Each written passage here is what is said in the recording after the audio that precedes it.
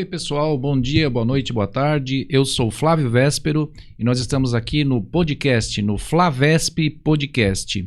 E hoje nós temos uma convidada bem especial, que é a Gabriele Casseta, escritora, também faz curtas, tem várias facetas aí, tá bom? Bom dia, boa tarde, boa noite, Gabi. Tudo bem com você? Oi, tudo bem, Flávio? Muito bom estar com você aqui. A Gabriele Casseta é uma menina jovem, né? Bem jovem, mas ela tem um trabalho já de curtas que ela já fez, ela tem livros lançados, ela também toca contrabaixo, né, Gabi? E ela tem um trabalho aí, como ela é jovem, nova, ela tem um trabalho extenso aí pra frente. Eu queria saber de você, Gabi, como que você, assim, começou, o que que te impulsionou para você estar nesse meio artístico aí, fazendo essa arte toda? Como que é? Bom, eu comecei a ter contato com a arte muito nova, né? Porque sempre que rolava algum projeto na igreja ou algum projeto na escola, minha mãe acabava colocando eu pra fazer, mas porque ela trabalhava o dia inteiro e meu pai também. Então precisava de algum lugar pra eu ou pro meu irmão ficar. Então participei de coral da escola, participei de peças na igreja, e aí eu comecei a me interessar. E as minhas tias sempre me influenciaram muito a ler. Então, elas sempre me deram livros de presente, influenciaram a leitura, influenciaram a escrita. Então, eu comecei a escrever mais ou menos com 9, 10 anos. Nossa. E aí, eu tinha uma professora muito legal na cidade, que toda sexta-feira ela fazia um momento de leitura. Começava a aula de sexta-feira com um momento de leitura. E ela lia clássicos pra gente. Ela leu, por exemplo, Vidas Secas, do Graciliano Ramos, assim. E aí, eu tive um sonho, escrevi uma história, contei para umas amigas, era algo bem bobinho, mas essa professora, ela resolveu ler para a sala. Então, num desses momentos de leitura de sexta, foram 2 sexta-feiras que ela dividiu a história, leu para todo mundo, foi bem legal, e eu acho que é aí que começou, tipo, minha vontade de escrever e de fazer outras coisas com arte. Tá, então você, com 9, 10 anos, você já começou a gostar da coisa, é isso, né? Começou Sim. a escrever. E assim, você começou a ler. Nesse momento, você foi lendo vários livros, várias histórias. Como foi? Você foi vendo vários escritores? Eu lia muito gibi. Então, o gibi da Turma da Mônica, mais pra frente da Turma da Mônica Jovem. E livros infanto-juvenil no geral, assim, Thalita Rebouças, alguns autores infanto-juvenil internacionais também, que era o que eu ganhava de presente que eu ia consumindo. E aí você começou a despertar, falou, poxa, já ali você já começou a querer escrever também, fazer junto, porque eu tô falando isso porque quando eu comecei a aprender violão, que também é por essa idade, 10, 11 anos, eu já comecei a dar uma de compositor, entendeu? Não sabia nada. E já comecei a ser um compositor na minha cabeça. Então eu já fui criando umas coisas minhas, entendeu? Você também teve esse start assim de falar, opa, tem que começar a escrever? Tive, que nem eu falei, eu sempre gostei de me inspirar nos meus sonhos, assim, eu me considero uma pessoa criativa. Então eu tive um sonho legal e falei, vou colocar no papel, vamos ver o que vai acontecer. Eu sempre gostei muito de assistir filmes também. Eu ia pra casa das minhas tias, elas colocavam filmes clássicos pra assistir, os nossos rolês eram pra ir no cinema. Então isso me influenciou bastante. A minha mãe fala que quando eu era pequena, apesar de eu não me lembrar, porque eu deveria ter uns 4 anos, eu ficava até de madrugada assistindo filme com meu pai, né? Então isso com certeza, no inconsciente, influenciou ali. Nessa criação toda, né? Com certeza.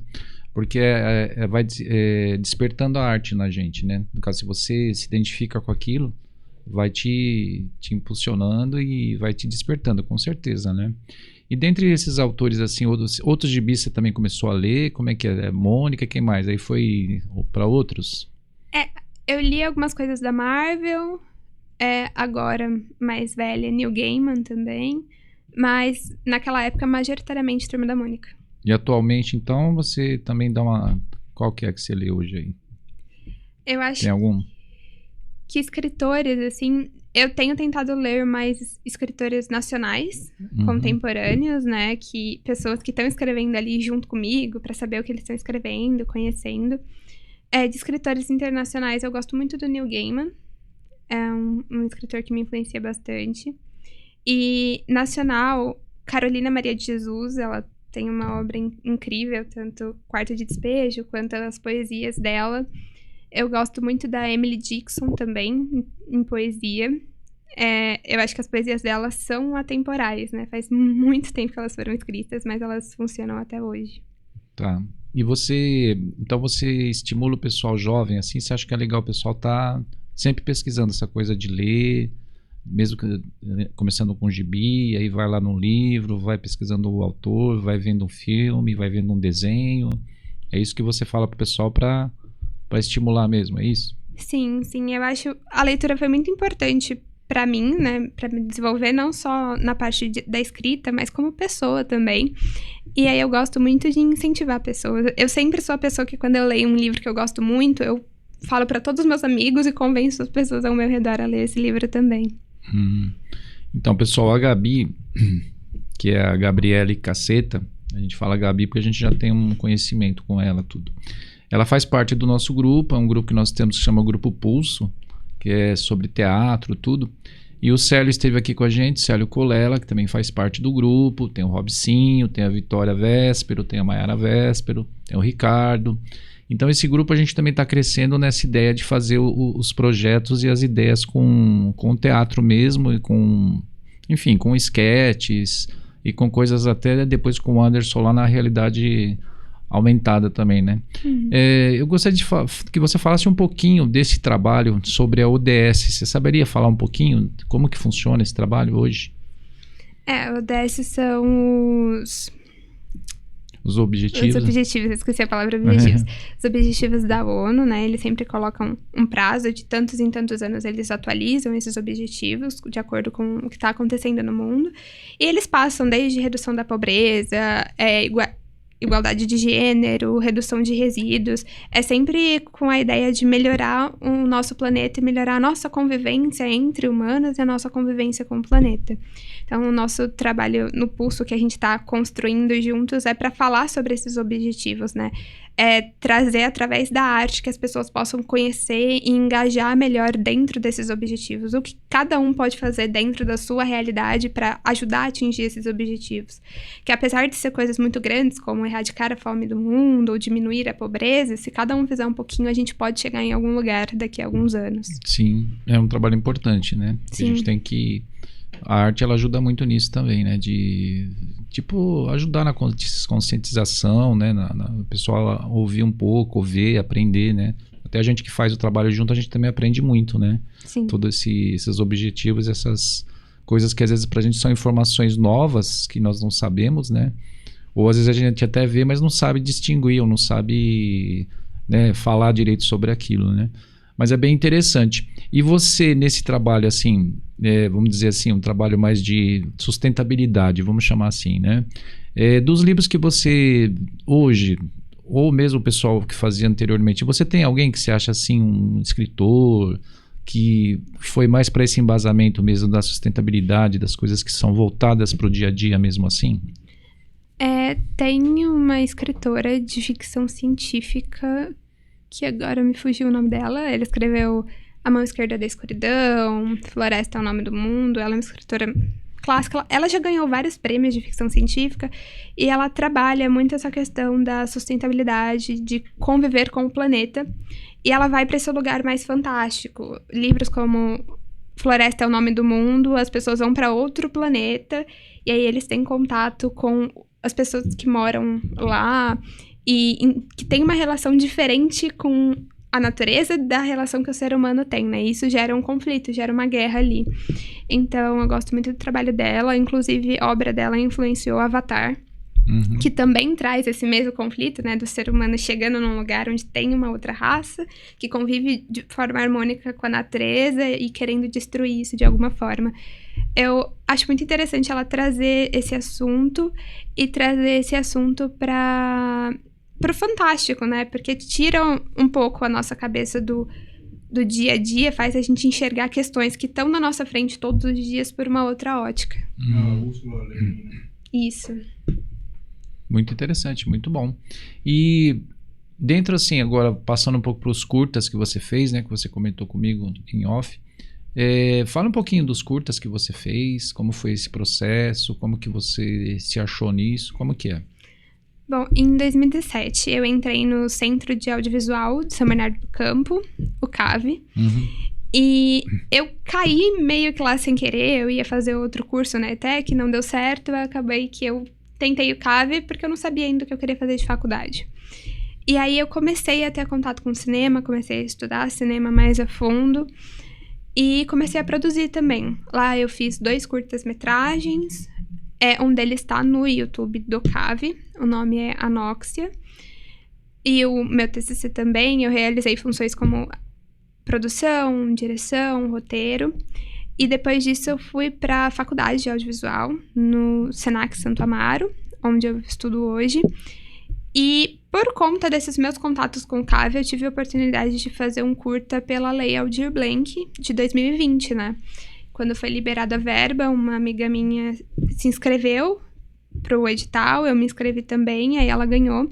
E eu tive a oportunidade de dirigir um curta, que teve até uma mostra no início do ano, quando os curtas foram entregues para a prefeitura e tudo mais. Que interessante. Então, mas você continua ainda também com esses trabalhos assim de curta, essas coisas. Você fez quanto? 1, 2, é isso? Eu fiz, no CAV eu fiz 2. Na faculdade agora eu fiz 4 experimentos com audiovisual, então eu tenho um documentário, um que vai sair agora, que é um curta-metragem de ficção, um piloto de websérie, que a gente gravou também, e um podcast, mas um pouquinho diferente, né? Com animação e tudo mais. E esse por fora da faculdade. Tá. Mas esses trabalhos são todos assim, de pessoal diferente, de tipo assim, de pessoal que fez, ou já são coisas conhecidas, são autores... Você pegou um tema lá e fez? Como que é? Não, são autorais. A gente trabalha dentro da faculdade, a gente começa o processo criativo, aí passa pelo roteiro, a gente se enche de referências, né, como sempre, para produzir qualquer coisa. E aí a gente vai pro processo de gravação e depois de edição para lançar esses projetos. Tá. E esse processo todo você já conhece, então? Tudo como funciona? Gravação ali, já. Faz aqui, tudo você conhece, todo esse processo do curta, vamos dizer assim. Sim, eu não atuo em todas as áreas, né? Porque é muito normal, quando você começa a estudar, você escolha 1 ou 2 áreas de atuação que você se identifica mais. Mas eu conheço todo o processo do início ao fim. Que interessante. Deixa eu te fazer outra pergunta que você também comentou comigo anteriormente. Sobre, agora a gente vai falar um pouquinho de música. Você falou que você toca contrabaixo, né? Você tocou na igreja um tempo. Conta um pouquinho disso, que é bem interessante também, né? O baixo foi uma coisa que... surgiu sem querer, assim. O pessoal da minha igreja, eles tinham um grupo de louvor pequeno. E aí, dessas pessoas falou, vamos pegar os jovens e ensinar instrumentos para eles poderem integrar o grupo de louvor daqui a alguns anos. E aí, todo mundo foi escolhendo seus instrumentos e sobrou baixo, porque era o instrumento que ninguém queria. Eu falei, não, eu posso aprender. E aí eu comecei, o projeto durou pouco tempo, mas foi suficiente para eu gostar do baixo, para eu tentar aprender um pouco mais, principalmente na pandemia, né? Porque a gente ficou em casa, não tinha muito o que fazer, e aí a gente foi aprendendo coisas novas. E é isso, é algo que eu tenho muito como lazer, assim, e eu tenho uma vontade muito grande de aprender mais. Entendi. Então, mas você tem baixo tudo, né, em casa, você tá lá tocando e tal, todo dia você pega um pouquinho, é isso? Todo dia? Todo dia seria o sonho, a gente pega um pouquinho quando dá. Você treina um pouquinho, né? E no Senac que você falou, você faz o curso, você já tá terminando então, você já tá no TCC, é isso? Sim, eu tô realizando o TCC. Como o meu curso é audiovisual, é um curso prático, eu tinha a opção de fazer um TCC teórico ou um TCC prático, que é a gravação de um filme. Eu e o meu grupo, a gente optou por fazer prático para poder utilizar os equipamentos do Senac. A gente também ficou 2 anos longe da faculdade por conta da pandemia, e a gente queria poder usar toda essa estrutura e aplicar isso de forma prática mesmo. Então a gente gravou um curta-metragem agora e tá pertinho de fechar esse ciclo. Que legal. E o povo jovem faz bastante esses cursos, né? Com você lá, tem bastante jovens, assim, que nem você, que tá junto no processo? Tem bastante gente, assim, na minha faixa etária de idade. É um curso que tem atraído muitas pessoas, né? Porque o audiovisual tá em todos os lugares. Tá aqui com a gente conversando, audiovisual. Sim. Quando você pega seu celular e vai para uma rede social, ou quando você vai para Netflix, ou liga a televisão. Então, cada vez mais tem surgido pessoas para fazer esse tipo de curso. Tá, que interessante. E agora sobre os livros, né? Que você também foi para esse lado, mais a seu lado escritora mesmo, né? Você, nesse universo, assim, dos escritores, você acha que tem muita gente com a sua idade, assim, digo, né? Assim, bem jovem. Você tem bastante gente que você vê, assim, nesse processo de criação? Tem um pessoal assim? Tem. Eu sou uma escritora independente, que quer dizer que eu não publico por editoras de forma tradicional. Eu faço praticamente todo o processo de publicação do livro, da escrita, a diagramação, a capa. Só não faço revisão porque eu não sou tão boa de português. Mas existem muitas pessoas fazendo esse processo espalhadas pelo Brasil. A gente muitas vezes publica em e-book pela Amazon, porque tem um alcance maior, tem um custo muito menor para você publicar um livro do que para você publicar um livro físico.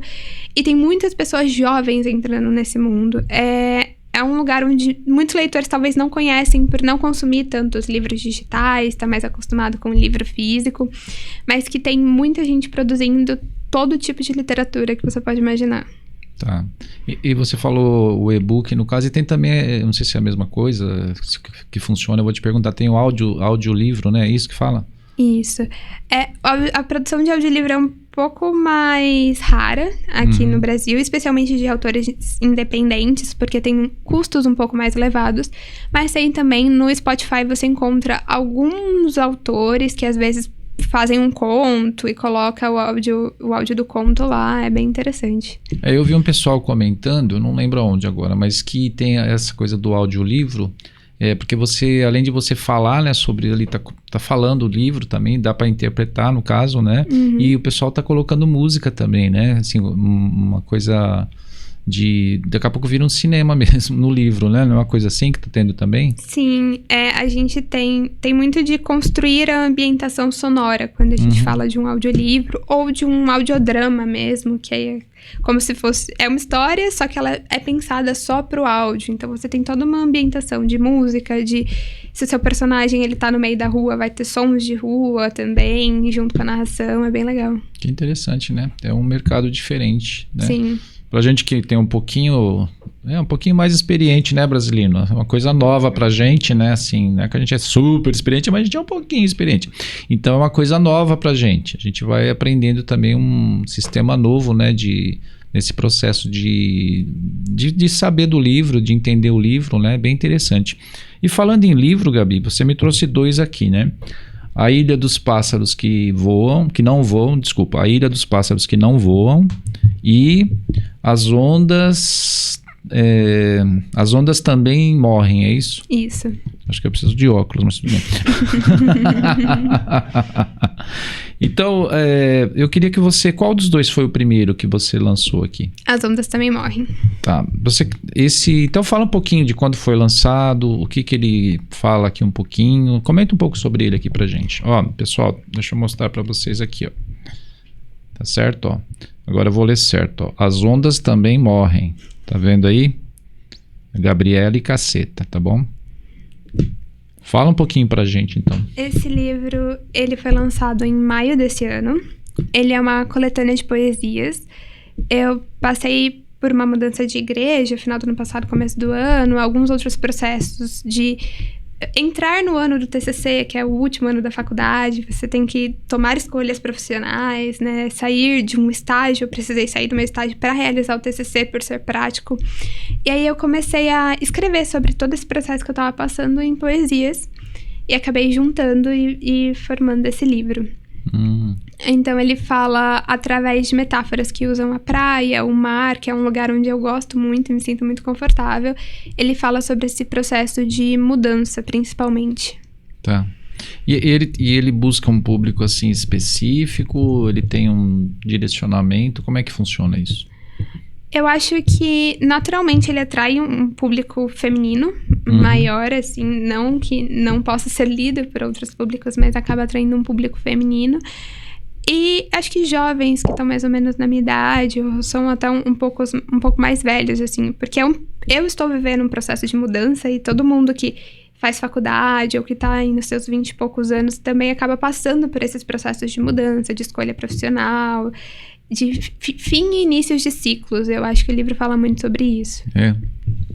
Legal. Então depois você vai falar certinho como que a gente acha para pegar tudo, né? Para o pessoal que quer conhecer, quer comprar, enfim. conhecer o trabalho aqui. Agora, daqui a pouco você fala do outro. Você comentou que você assistia assim, filmes de várias épocas, vários jeitos e tal. Comenta alguns filmes aí que você lembra, que mesmo que, né, assim, você fala, tal filme é legal, tem tal história. Qual que você... Ator, filme, o que você vem na sua mente, assim?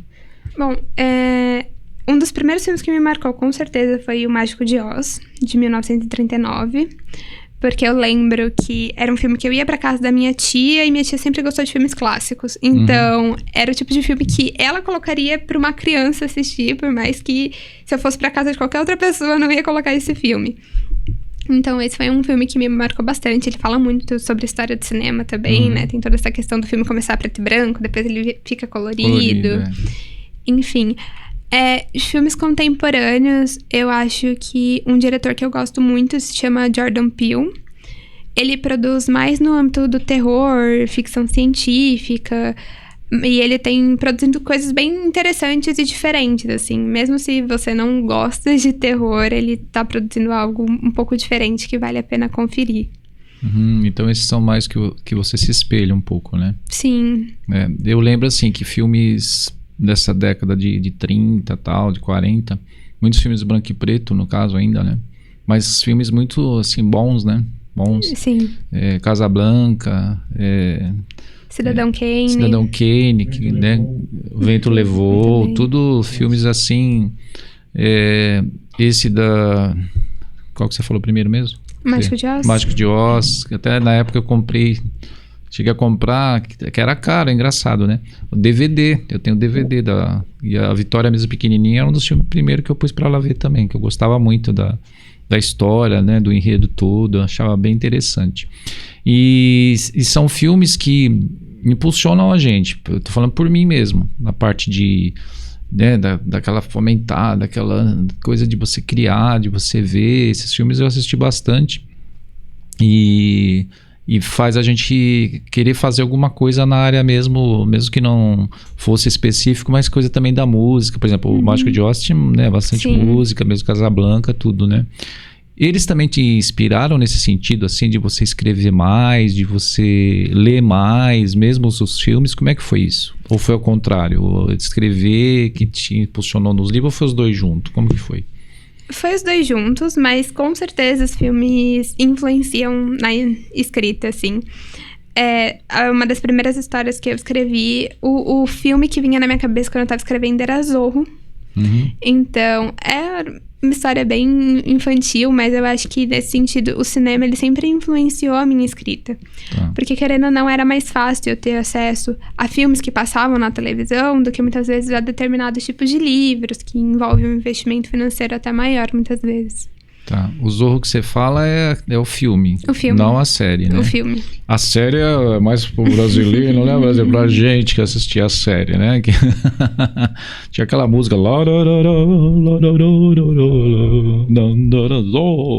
Bem, bem legal. Garcia. A gente assistia muito. Tinha a série que fazia bastante sucesso. Era muito bem feito pela Disney, né? Se eu não estiver enganado, né? Mas era muito, muito legal de assistir, bem interessante. E então você assistiu, eu não lembro, foi um só ou dois que foi feito esse filme? Eu não tenho certeza, mas eu acredito que dois. Dois, né? Era com o Bandeiras lá, né? Antônio Isso. Bandeiras e a... Como é que chama a atriz? Que eu esqueci agora, que era... Como é que era? A mulher do Michael Douglas, né? Esqueci o nome dela. Mas era um filme bem legal também, né? Hã? Catherine, como é que é? Aí. Isso. E bem legal nos filmes assim. E tem algum outro assim que seja bem diferente, que você fala, nossa, às vezes a pessoa fala assim, ué, mas você gosta desse filme? Tem algum filme assim que... Tem um filme chamado Em Chamas. É um filme coreano de 2019. Ele é conhecido nos festivais, ele participou de vários festivais, inclusive concorreu ao Oscar, mas de forma geral ele não é tão conhecido assim pelo público brasileiro. Ele é um filme bem diferente, ele tem uma pegada um pouco de drama, um pouco de suspense, mas eu acho interessante por ver a cultura de outro país, né? Eu acho que é uma das coisas mais legais do cinema, seja esse filme que é sul-coreano, tem alguns diretores iranianos da década de 90, que eu acho bem interessante, porque você tá vendo uma cultura muito diferente da nossa ali na tela, né? Então, não importa se é uma história simples, tipo um romance, mas só o fato de ser feito em outro país já traz uma bagagem cultural muito grande, muito interessante. Então você gosta de ver essas outras culturas, no caso, né? Sim. Dos outros. Tem mais algum outro assim que você falaria de culturas diferentes, de filmes, mesmo de escritores que você... Eu acho que uma escritora muito legal é a Chimamanda. Ela é nigeriana, se eu não me engano, e eu li alguns contos dela no livro No Seu Pescoço. E é muito interessante porque ela traz uma perspectiva de alguém que cresceu no continente africano, né, que morou lá, mas que se mudou posteriormente para os Estados Unidos. Então, traz também essa questão da imigração, a relação com os Estados Unidos, que eu me identifico muito como brasileira, que a gente tem uma relação com os Estados Unidos que é muito parecida com o que outros países têm também. Então, o trabalho dela é bem legal. É bem interessante, então, né? E ele também esses trabalhos diferentes, por exemplo, porque comigo acontece isso também, acontecia mais, né?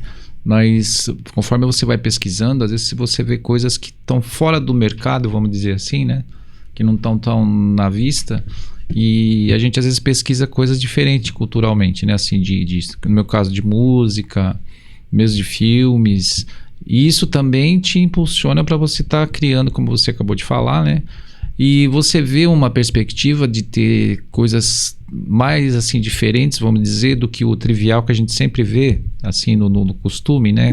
Porque aí bate numa coisa que às vezes fica sempre naquilo, né? Sim. Mas se você vem para um outro lado ou por outras coisas, também é legal, não é? Eu acho que tem muitas pessoas produzindo coisas diferentes. A grande questão é isso chegar para o público, seja em cinema, seja em literatura. Então, é uma questão de distribuição mesmo. Tá. O Brasil, ele tem uma quantidade de filmes sendo produzidas muito alta por ano, mas pouquíssimos dele passam no cinema, ou chegam numa televisão, ou num streaming. Então, é mais uma questão mercadológica, assim. Te dá um trabalho maior, porque você é obrigado a pesquisar um pouco mais para chegar em alguma coisa diferente, mas existem essas obras. E a literatura é igual. Dentro das editoras tradicionais, cada editora vai ter um perfil que publica, né? As editoras brasileiras, elas priorizam muito autores internacionais que já fizeram sucesso lá fora, que elas podem trazer para cá. Mas se você vai para um âmbito de autores independentes ou editoras menores, você vai encontrar muitas coisas variadas, muitas coisas criativas, que vai te dar um pouquinho mais de trabalho para chegar lá, mas quando você chega, você tem uma variedade muito grande. Entendi. Repete aí, você falou no comecinho, mas repete de novo aqueles autores que você falou, de esse pessoal mais de início aí que você disse. Como é que foi o nome do primeiro que você falou? Neil Gaiman. Isso. Você pode repetir o nome de alguns para a gente dar uma frisada, porque é interessante a gente... Pessoal, você que está vendo do outro lado aí, é interessante a gente ter essa informação para você poder pesquisar, para você poder ver coisas, né, outros âmbitos aí, no caso, a gente está falando aqui dos livros, tudo. Fala de novo esses nomes aí. Só...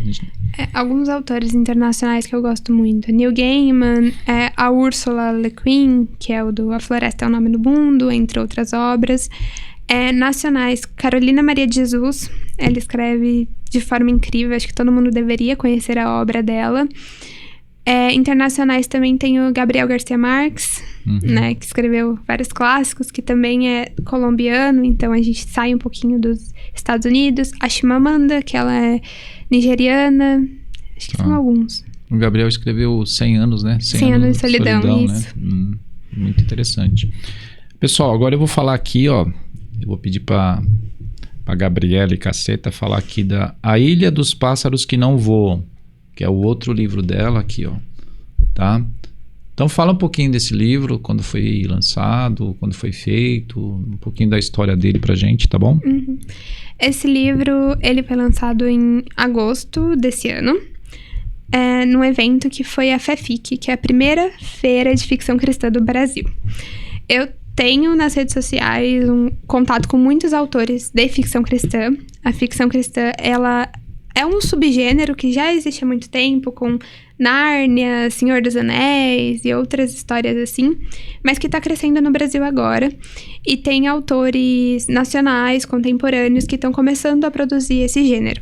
A gente define ficção cristã como uma obra de ficção que foi escrita por uma pessoa cristã. Então, inerentemente, ela perpassa algum valor acerca do cristianismo. E aí ela pode ser de qualquer gênero dentro disso.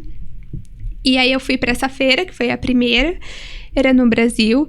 E aí eu lancei esse livro lá.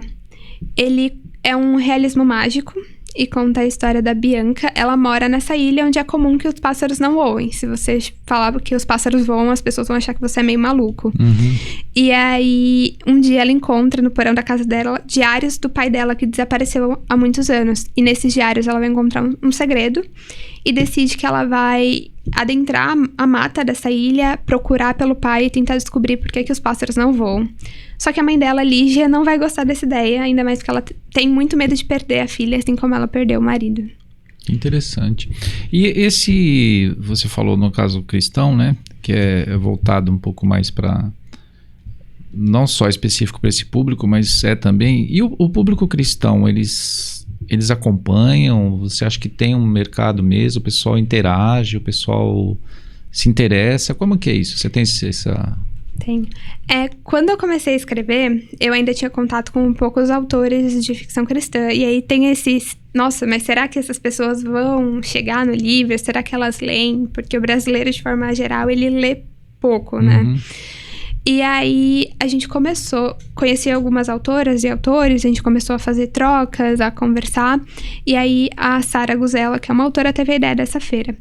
Nessa feira, a gente foi uma feira de 1 dia e meio. Foi sexta-feira à noite, sábado o dia inteiro. Ela aconteceu em Belo Horizonte. E a gente teve um público de mais de 2.000 pessoas. A gente vendeu mais de 700 livros, juntando todo mundo. Então, eu acho que foi um evento que marcou que, sim, existe público.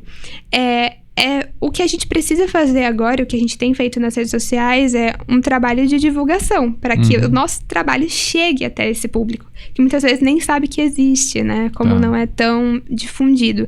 Mas existe sim público e existe sim um mercado. E o público jovem, no caso jovem cristão, ou jovem que seja, eles acompanham?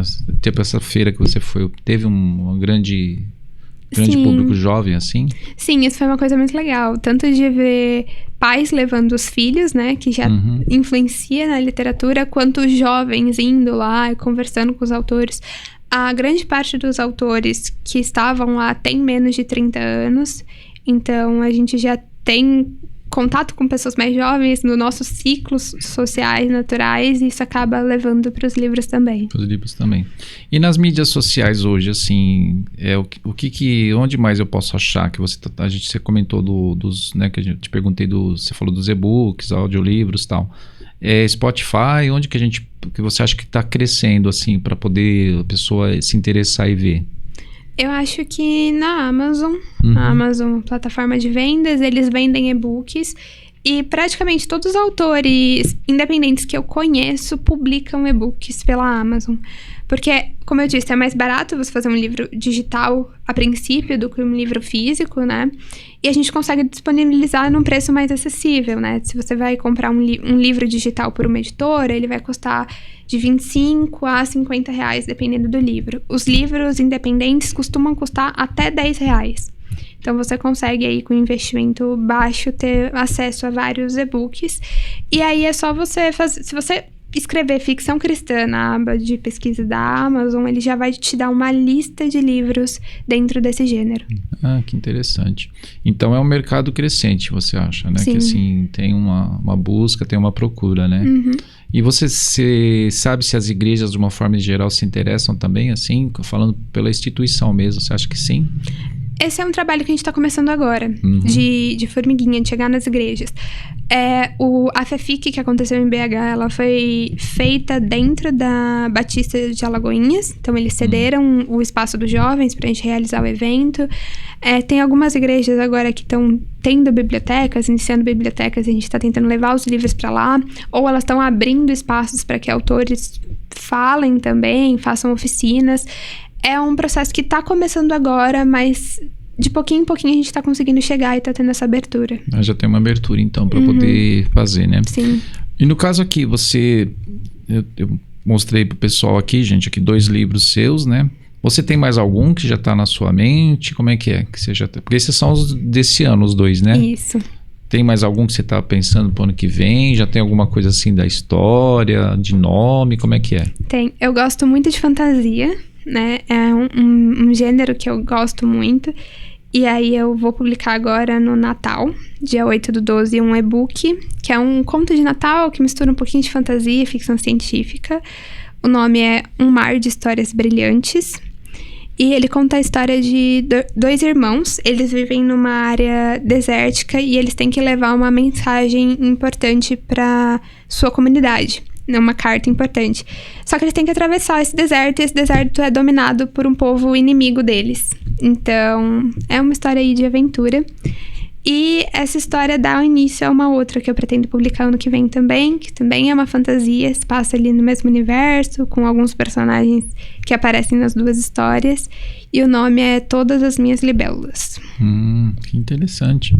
Você estava falando aqui, eu estava lembrando daquele filme de Natal, que acho que é Contos de Natal, que são os 3 espíritos que vêm. Tem desenho, tem meio desenho que eu falo, tem filme. Você já assistiu? Já sim. É bem interessante, eu gosto bastante, que é uma história assim... que pra mim é uma história humana mesmo, da pessoa ali, né? Que ela tem que se... dar um clique na vida dela e ver as coisas... Ela tem que mudar o jeito dela, né? Que é bem interessante, eu acho, né? Acho que é do Charles Dickens, né? É isso? Sim, é do Charles Dickens, um conto de Natal. E uma curiosidade interessante é que Charles Dickens era cristão. Então a gente considera ele, junto com a Jane Austen, a Emily Brontë e alguns escritores da época, como autores de ficção cristã. Que interessante. E tem mais algum do Charles Dickens, assim, que você lembra pra falar? Tem outros, não tem? Nesse sentido, assim, ou não? Ele tem outras obras. Particularmente, eu nunca li nada do Charles Dickens. Mas tem outras, que eu não lembro aqui o nome. Eu sei que tem uns outros sobre a história, sempre nesse contexto, eu acho, assim, né? De te jogar mesmo para estar pensando ali naquela situação, naquela coisa de mudança, né? Você falou é uma autora que você falou aí agora, Charles Dickens e... Jane Austen e as irmãs Brontë são autoras também. Também você tem algumas outras, assim, delas, assim, alguma coisa? Orgulho e Preconceito, que é sim, o filme que a gente assistiu, muito clássico. Bom. Muito bom. Morro dos Ventos Uivantes, também. Jane Eyre, são desses autores que são mais ou menos do mesmo período, né? E eles eram cristãos, então eles escreviam obras que perpassam o valor cristão de alguma forma, por mais que hoje elas não são vendidas como ficção cristã. Elas são vendidas como obras clássicas, né? Elas consagraram como clássicas. Tá. E é bem interessante, então, né? Ter, então, um pessoal que também faz, no caso, tanto o livro como os filmes, né? Que acaba... Mas tem toda uma ideologia mesmo interessante, de contexto mesmo, acho, né? De você aprender a coisa do ser humano mesmo, né? Sim. E você também, nesse mercado dos filmes que a gente está falando, nesses compositores, nesses autores, escritores, enfim... Você acha que tem um mercado ainda maior? Hoje, você olhando os filmes que tem, o pessoal do que está fazendo, você acha que tem nesse contexto mesmo de uma obra assim, tipo do Charles Dickens, que mexe com a pessoa nesse sentido? Eu acho que tem público, não tem tantas produções. Recentemente a gente teve um filme chamado Amor de Redenção. Ele é baseado em um livro também da Francine River, que é um livro de ficção cristã. E foi um filme que ele, a princípio, não ia vir para os cinemas no Brasil, só que teve um movimento de leitores da Francine aqui para que trouxessem o filme. Então, tipo, o movimento das pessoas fez com que o filme chegasse até aqui e fosse exibido nos cinemas.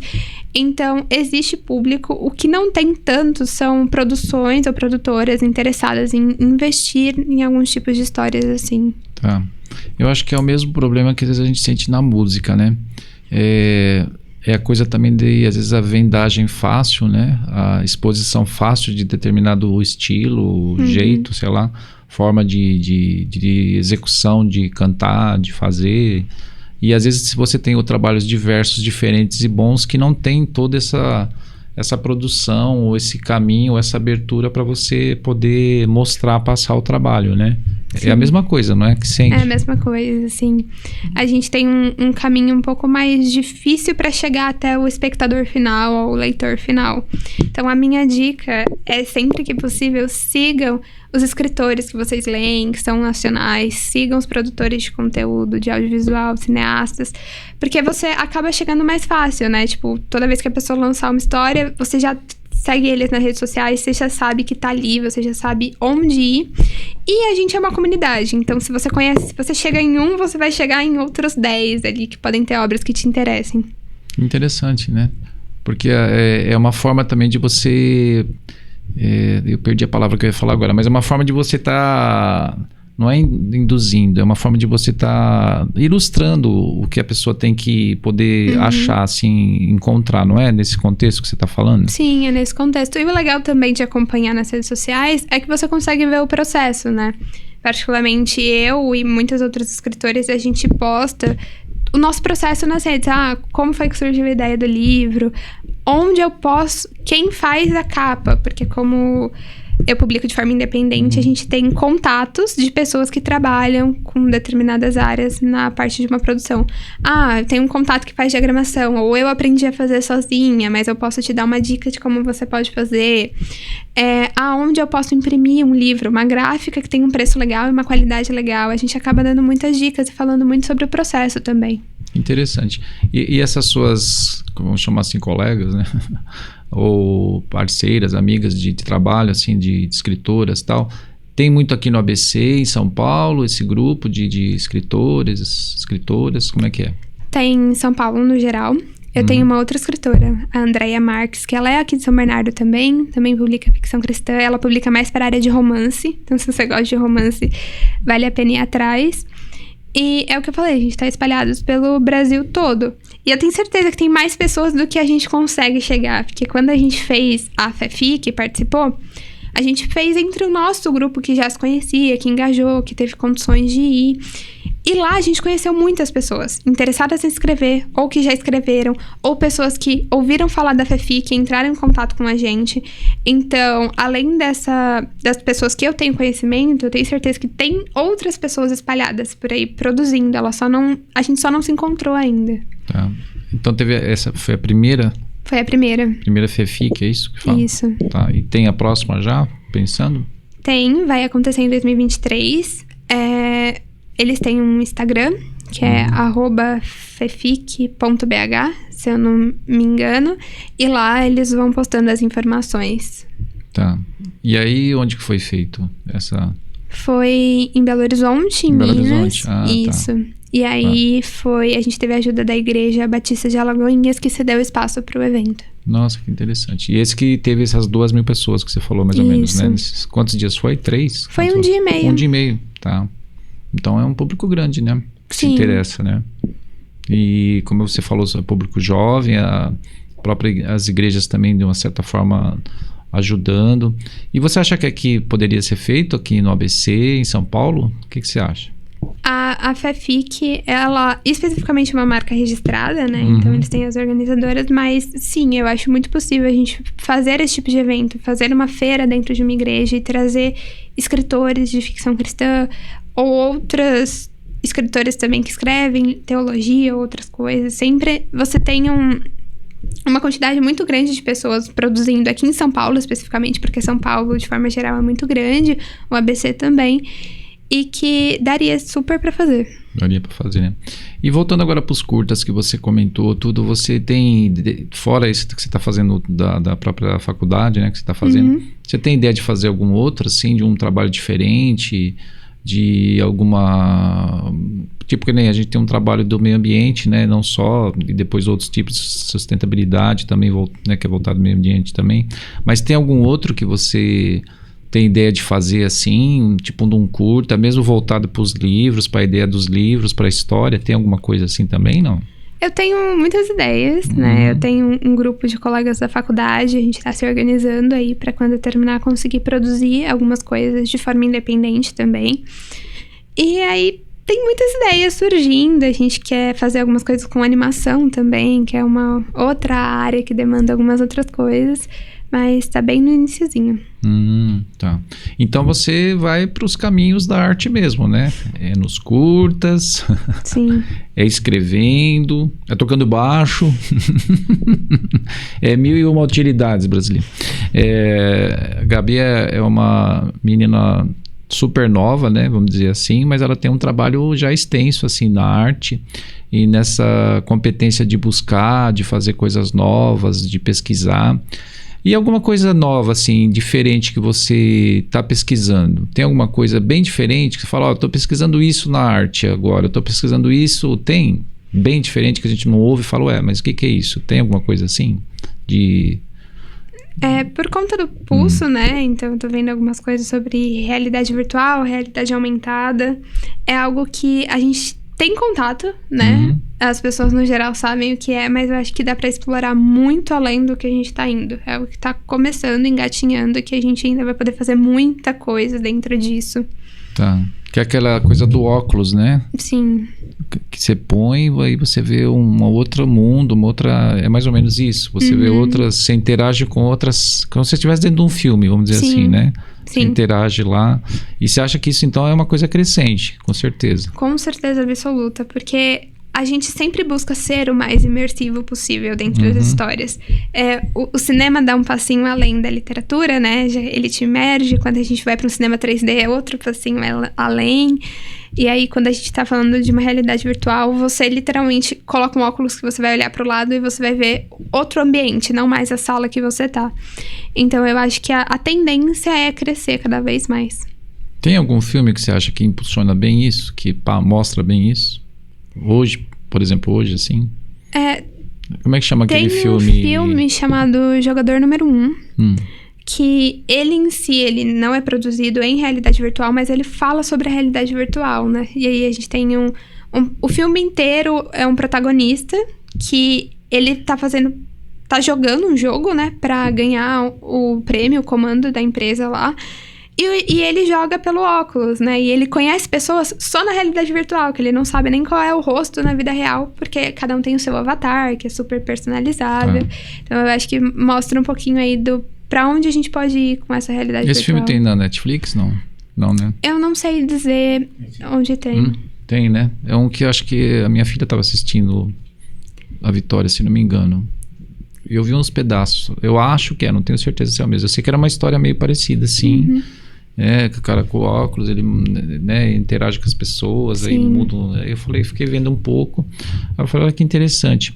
Então tem também a coisa do metaverso, né, que o pessoal fala hoje, né, não é isso? Sim.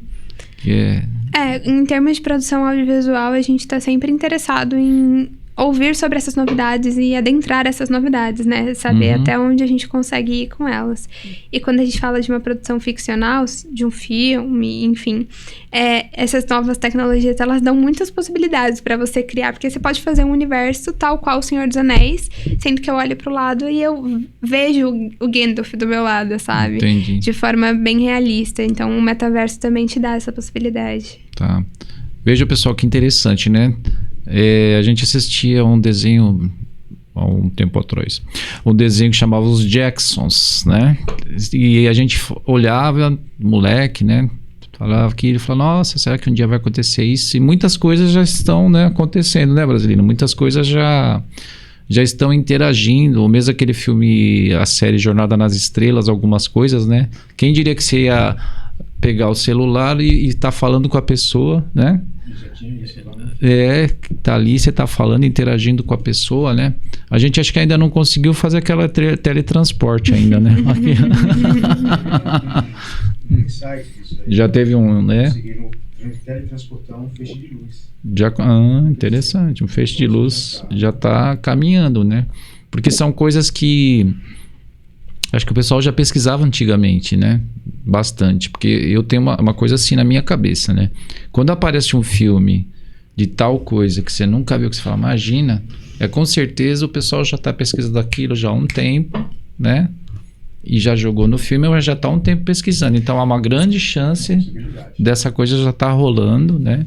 E que é essa coisa meio universal dessas coisas transcendentes que a gente às vezes não entende.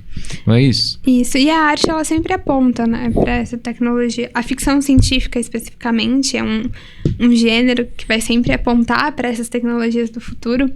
Eu recentemente li, na verdade, eu ouvi o audiobook do Guia do Mochileiro das Galáxias.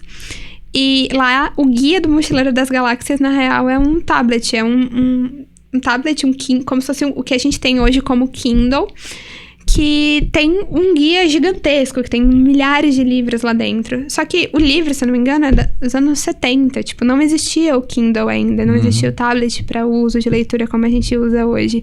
Mas tá lá, a ideia tá lá, né? Então já existia talvez um desejo, uma pesquisa que a arte trouxe e que hoje é muito comum. Entendi. Das pesquisas mesmo, né? Das coisas. Me lembrei também de outro filme, o brasileiro, do Túnel do Tempo. Já assistiu, Gabi, o Túnel do Tempo, um seriado antigo? Não. Assiste pra você ver, é interessante. Não sei onde tem, mas tem, por algum canto aí. Deve ter no YouTube, né? Rede TV. Então tem, é verdade, tem umas séries dessas antigas, né? E tem umas... Rede Brasil. Ah, isso, Rede Brasil. Tem umas séries mesmo antigas que são interessantes, assim, que a gente tá falando agora, né? Os desenhos lá, os Jacksons, o filme Jornada nas Estrelas. Daí você olha e fala, nossa, isso aí, será que... E hoje tá acontecendo muita coisa e muito rápido, né? Muito rápido. Né? Que a gente tá falando aqui, falou do óculos, né? Que é uma coisa de interação mesmo, né? A gente nunca imaginar isso, não é? É a coisa mesmo do que você falou dos e-books, do audiolivro, né? Então é uma coisa muito rápida que a gente tem que acompanhar por causa disso aqui também. Acho que dessas coisas, né? O celular também te dá todas essas possibilidades, né? Sim. A coisa da mídia mesmo. E você acha que nesse contexto que a gente está falando aqui, tem mais alguma coisa diferente que você acha que vai atingir o mercado logo, assim, nesse sentido de interação entre mídia e o papel mesmo, ou a leitura? Tem alguma coisa assim que você acha que diferente? Eu acho que o máximo que perpassa no momento é a questão das redes sociais, né? Porque as redes sociais, elas tanto influenciam, né, a leitura, a buscar o cinema. Você tem sempre pessoas divulgando. É um lugar muito legal, que nem eu falei, para encontrar coisas diferentes, pessoas produzindo coisas diferentes. E eu acredito que já tem algumas pessoas que produzem, tipo, mini-filmes dentro do TikTok, dentro do Instagram, e eu acho que a tendência disso é crescer, porque hoje, se você tem um celular na mão, você tem uma câmera, você tem um gravador de áudio, você tem como ter um editor e como produzir algum tipo de efeito especial, por mais básico que seja. Então, eu acho que a tendência é que as pessoas peguem os seus celulares também e comecem a produzir as suas próprias histórias, para além de vídeos padrão dentro do TikTok, contar uma história que talvez ela viu num livro, ou pensou em um filme, mas não tem como produzir o filme, mas tem como fazer algum vídeo mais curto com o celular. Eu acho que é uma ferramenta muito potente que a gente tem na mão e que a gente ainda não chegou a utilizar de todas as formas possíveis. Tá. E você acha que tem algum dessas coisas da mídia, assim, que é mais procurado para fazer esses trabalhos de divulgação, assim? Qual que é que você acha que é melhor? Hoje em Você dia... falou do TikTok, né? Assim, Isso. o que tem mais, assim, que você acha que é pro livro, para divulgar? O que você acha que é melhor? Tem algum que você acha que Eu acho que hoje em dia, para você acompanhar o trabalho da pessoa, no Instagram você consegue ter um contato mais próximo, tipo, ver o que a pessoa tá fazendo no dia a dia, sabe? Pegar um escritor, eu como escritora, e, tipo, ver como são os processos do dia a dia. Mas se você quer conhecer coisas, eu acho que o TikTok, ele te dá uma possibilidade de chegar a muitas pessoas muito rápido. E muitas pessoas que não te seguem, o que é mais importante. Então, são pessoas que não te conhecem, que nunca ouviram falar do seu trabalho, que vão estar tendo o primeiro contato através de um vídeo de 30 segundos, 1 minuto. Tá. Então, eu acho que são as redes mais fortes hoje. Então, você acha que mesmo no livro aqui, ele tem uma divulgação boa pra passar? Tem. Você já fez alguma coisa assim, não? Faço, às vezes, alguns vídeos pro TikTok. Eu vi muito... Esse ano teve algumas autoras de ficção cristã que foram pra Bienal do Livro, aqui de São Paulo. De forma independente também. E muitos dos livros que elas venderam foram porque as pessoas encontraram elas no TikTok. Esbarraram com o vídeo, viram que elas estavam na Bienal, gostaram da sinopse da história e resolveram ir lá comprar. Então, é um lugar muito forte para divulgar. A divulgação da FEFIC quase que inteira foi feita pelo Instagram, né? Teve uma parte boca a boca, mas a que deu diferença mesmo foi pelo Instagram, ao ponto da gente ter, tipo, pessoas que saíram... Não só eu que saí de São Paulo para expor um livro, mas pessoas que saíram do Rio de Janeiro, Distrito Federal e outros estados para visitar a feira. Eles não estavam lá para vender o seu produto, eles estavam lá só para visitar a feira. Ah, interessante. Então você acha que também tem um mercado no TikTok, falando agora do TikTok, no livro tem muito mais gente fazendo? Tem um mercado muito grande, tem muita gente que já fala de literatura no TikTok. E aí, dentro desse mercado, você tem que ir encontrando o que você se interessa, né? Porque vai ter pessoas que falam de literatura internacional, de literatura nacional, vão ter escritores divulgando o seu trabalho, mas tem um mercado bem extenso, sim. Que interessante, né? Então, você vê que cada vez tem não sei se dá para chamar de, não é bem nicho, mas assim, um mercado diferente aparecendo, né? Que você pode divulgar o seu trabalho que não estava tão exposto, né? E aí você consegue... a mídia te dá isso, né? Essas mídias agora sociais, a coisa... vai te dando outras formas de você divulgar o trabalho, né? E vai te dando formas de chegar mais longe, assim. Eu já vendi livros físicos para mais de 5 pessoas que estão em mais de 5 estados diferentes do Brasil. E é uma coisa que, se não fosse pelas redes sociais, seria muito difícil eu conseguir sair de São Paulo. Entendi. Então, é algo bem interessante, assim. Assim como os e-books. Os e-books te possibilita ir não só para o Brasil, mas a Amazon te deixa vender eles internacionalmente também. Então, também pode vir a te dar algum alcance. Existe muito trabalho de divulgação, mas também tem um mercado extenso para ser explorado. Para ser explorado, né? Que interessante, viu, Gabi? Bom, eu tô aqui com a Gabriele Casseta, que é a Gabi, que a gente tem um trabalho também em conjunto aí no grupo Pulso. A Gabi, ela é escritora, ela é... Como que fala quem faz curta? Cineasta. Cineasta, tá. Cineasta, ela é baixista, ela é pesquisadora, roteirista. Tá bom, né, Gabi? Ela é jovem, mas ela tem um trabalho já extenso aí. E aqui eu tenho nas mãos 2 livros que ela lançou, né? Falando novamente, lançou agora esse ano. No caso, A Ilha dos Pássaros que Não Voam. Aqui é para vocês verem, certo? Ó. Ela vai falar daqui a pouco de novo aqui, ó. A Ilha dos Pássaros que Não Voam. E As Ondas Também Morrem. Tá certo? São 2 trabalhos da Gabi desse ano. E Gabi, pra gente já tá chegando no nosso finalmente, né? Passa rápido, né? Você viu que passa bem rápido. E eu gostaria que você, então, falasse mais um pouquinho. Se você quiser falar dos 2 livros, dar mais um start sobre eles, né? E eu gostaria que você falasse um pouquinho sobre, encerrando, o pessoal que quiser te achar, como que o pessoal fala com você, como que o pessoal vai conhecer o seu trabalho. Enfim, dê um contato seu total aí de onde o pessoal pode falar contigo e pode falar mais um pouco dos livros aqui, tá bom? Pra gente ir já encerrando. Não.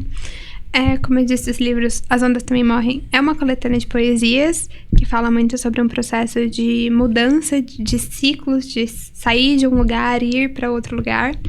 E A Ilha dos Pássaros que Não Voam é um realismo mágico que conta a história da Bianca, que vive nessa ilha onde é comum que os pássaros não voam. Só que ela descobre um segredo do pai dela que sumiu há muito tempo e resolve que vai investigar esse mistério do que aconteceu com o pai dela e por que os pássaros dessa ilha não voam. Você consegue me encontrar nas redes sociais, no Instagram com @borboletas_eletrocutadas. E aí lá você consegue ter acesso ao meu TikTok, ao site. E os livros estão disponíveis para compra comigo no Instagram, o físico. E os e-books estão na Amazon. Se você colocar o nome de qualquer um deles ou colocar o meu nome, Gabriele Casseta, na Amazon, você consegue encontrar todo o meu trabalho lá. Você não quer falar mais nada sobre algum lançamento novo, fora desse trabalho que você acha interessante?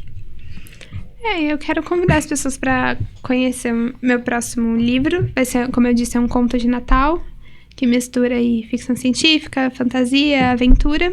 O nome é Um Mar de Histórias Brilhantes, que vai ser lançado agora, dia 8 de dezembro.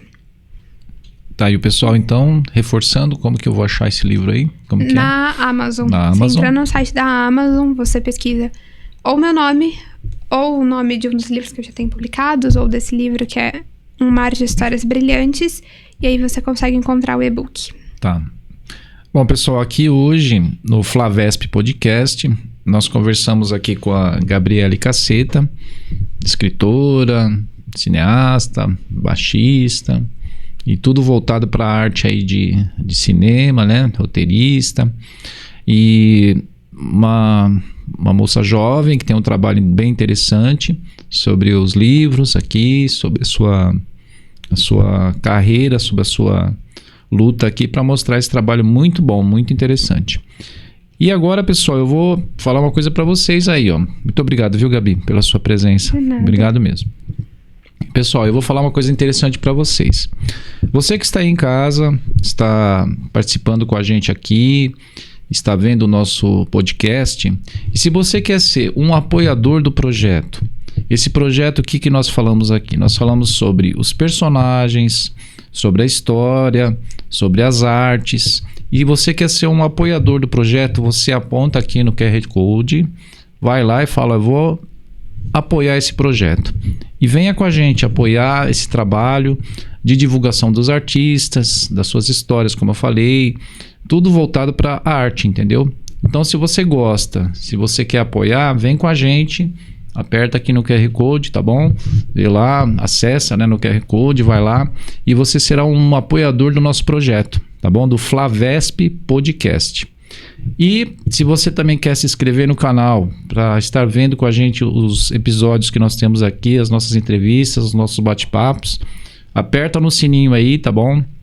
Vem com a gente, se inscreve no canal, tá? E você vai conhecer muitos trabalhos nossos aqui, também da Belga Produções, tá? Que faz parte com a gente aqui na parceria. E você vai gostar muito, que tem muita coisa. Falar, eu vou ficar falando aqui o tempo todo. E eu agradeço muito, mais uma vez, essa nossa parceria que vocês, de estar aí assistindo, de estar com a gente, estar compartilhando. Muito obrigado mais uma vez. Eu, Flávio Véspero, agradeço por você participar com a gente aqui do Flavesp Podcast, ok? Muito obrigado e até a próxima, gente.